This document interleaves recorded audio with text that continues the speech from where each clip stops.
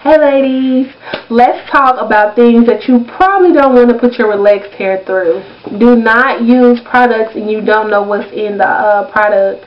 Now this I had to learn the hard way when I first started my hair journey, or when I was prepping myself for my regimen. When I was first starting off, I just could not understand why my nape would dry out so quickly. And the thing was, the product that I was using had mineral oil in it, and my hair does not like mineral oil. I didn't know at the time, but a lot of people like it. A lot of people can tolerate it on their hair.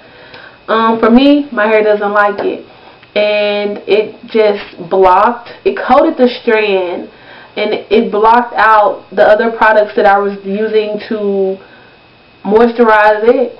So now I had to clarify each time I wanted to use it. So I just don't use mineral oil. So when you're buying products, be mindful of like mineral oil, petroleum, alcohols, cones. Be mindful of those things if your hair does not agree with that ingredient. Don't forget to clarify your hair. A lot of the products on the market can cause buildup if applied so many times. And you don't want your hair to be built up all over your hair, because it's going to stop the moisture from getting in. It's going to stop anything you put on your hair from getting in and doing its business to your hair. So don't forget to clarify. I've been clarifying once a month for a very long time, over a year, but recently I've noticed that something in my regimen is causing buildup on my hair. So I don't feel like it's not doing justice to my hair, whatever product it may be. I'm just going to start clarifying a little bit more often, which I'm going to change it to 2 times a month. So I'll be clarifying my hair 2 times a month. And when you do clarify, ladies, do not forget to pre-poo, which is pre-shampoo. It's short for pre-shampooing, and you basically coat your hair in conditioner or in oil, and you let it sit on there for 45 minutes to an hour, and then you put the clarifying shampoo on your hair. It's less stripping to the hair. It strips less of your natural moisture that your hair already contains. So there you have it. Don't ever shampoo your hair and don't follow up with the moisturizing condition. Now what shampoo does, and this is a shampoo that contains sulfates, sodium lauryl sulfate. What it does is it strips everything from your hair. Products, moisture, everything is stripped from your hair with this product, with this ingredient. So you want to always follow up that process with a moisturizing condition. Always. Do not neglect your nape and your edges. I don't know how much I can stress the topic. Is very important that when you are moisturizing and sealing your hair at night, and you getting your little moisturizer on, don't forget that you have the back of your hair under, of course, and you have your edges that really need a lot of special attention, because you miss that section a lot if you don't pay close attention. It's very important, because for me, that section dries out the quickest, especially my nape. It really dries out. So do not forget to moisturize and seal that. Do not neglect that. Okay? Okay. You don't want to be inconsistent in your hair journey.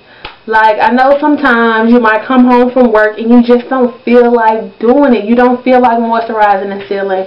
You don't feel like tying up your hair. You get bored, and you know, you have to be consistent. You have to do it every night.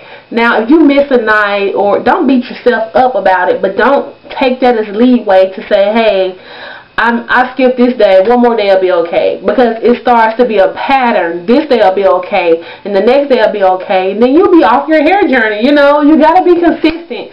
Stick to it, guys. I did, and the results will be fab. Don't ever put too much stress on your edges or your nape, or your hair in general, but especially your edges and your nape.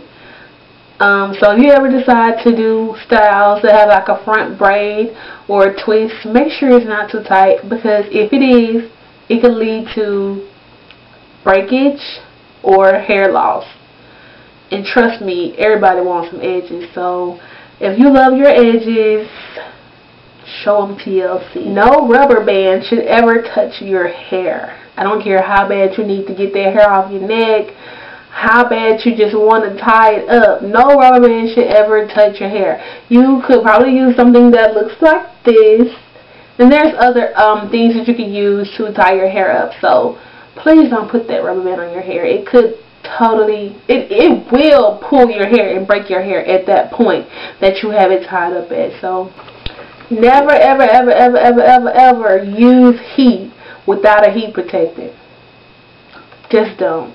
If you just really need to flat iron your hair, you need to run to the store and get heat protectant.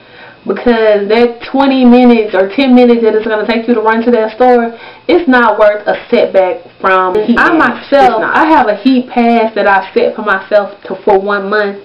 But honestly, I don't even use indirect heat every month, which is the hooded dryer. That's indirect heat because the heat is not applied directly to my hair.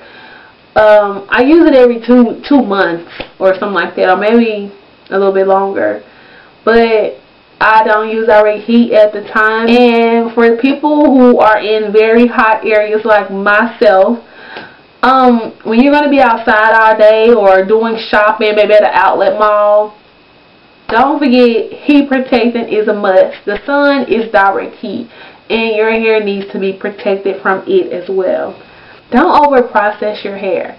You should not be relaxing your hair no sooner than 8 weeks after a relaxer. If you think you can go a little bit longer than 8 weeks, go for it. Like, when I first started relaxing my own hair, I relaxed my hair every 4 weeks.